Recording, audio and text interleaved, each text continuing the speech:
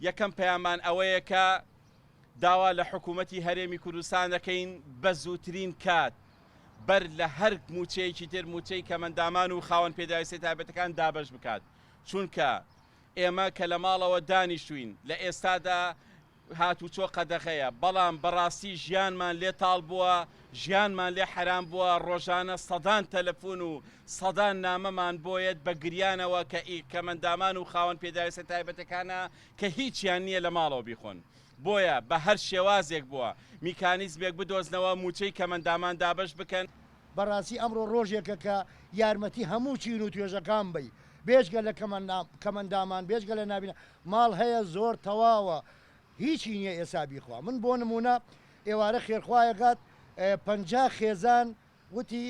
ئازوقیان بۆ بەرام من ئیعلانم کرد بۆ 50 خێزان بەس بەڕاستی کە سەیرەکەی ئەم شەو من ڕەنگە 5,000 تەلەفۆنم بۆ هاتبێ لەبەرەوەی حاڵی نەدار زۆر زۆرە